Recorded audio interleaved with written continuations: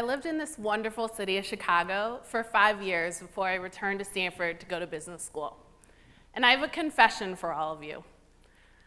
I have a bit of a love affair with this city of Chicago. It enticed me with its picturesque skyline, the lakefront walks, and those restaurants that Tina mentioned that can make nearly anyone into a foodie. But as in any real love affair, it wasn't always pretty. Outside of work, I mentored 8th graders at a school on the west side called Holy Family. My first mentee there is named Nikki, and she was a bright-smiled, ambitious, wonderful girl. And in getting to know her and her family, I saw the less glamorous parts of this city. I saw the neighborhoods where kids feared for their lives walking to school, and their parents just wanted to make it a better place or get out. And in helping her with her high school applications, I thought I was doing my little part to make this city a better place, if only just for her and her family. But at times that felt small.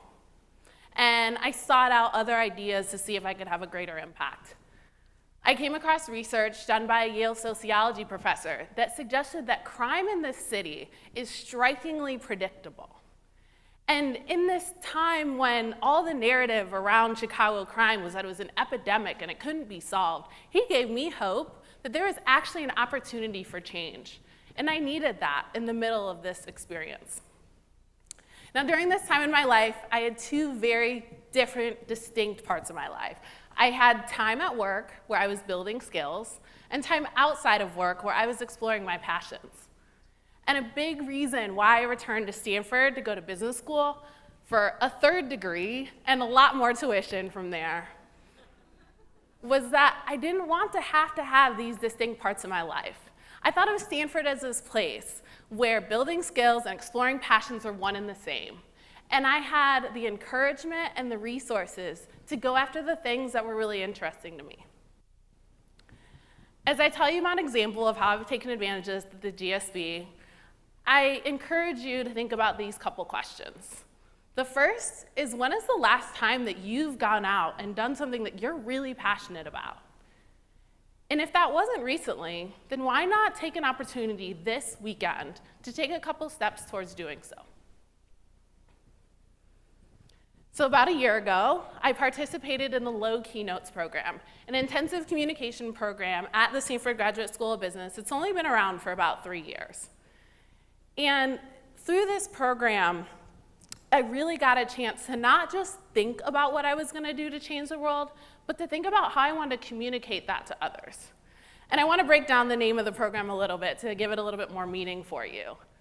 The GSB's motto is to change lives, change organizations, and change the world. So the LOW in LOWKeynotes stands for lives, organizations, and the world. And like I said, they want to make sure that these ideas that we're learning about just don't stay in the classroom, that they get communicated to our peers and to the broader community. Now, I chose the topic of mentoring in Chicago and this research that I had found about with hopes that I would inspire my classmates to go after these problems that they thought were previously unsolvable. Through a 10-week program, and that included workshops with professors and coaching sessions with professional communication coaches, peer feedback. The program culminated in a 9-minute keynote talk that I did that ended up doing it for my peers and then also was posted on YouTube.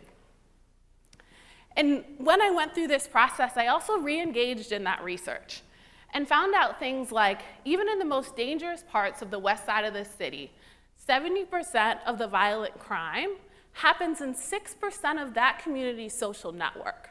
So that means that even though the impact of crime is pervasive, the individuals who are involved in that crime is actually very targeted.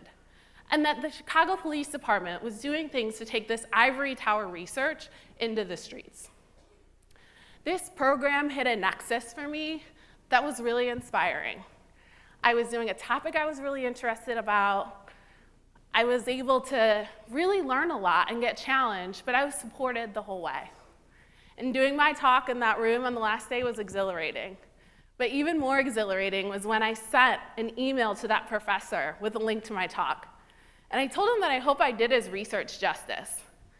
He emailed me back that same day, and he said, "Thanks so much for sharing this with me. I'm really glad you're engaged with my research.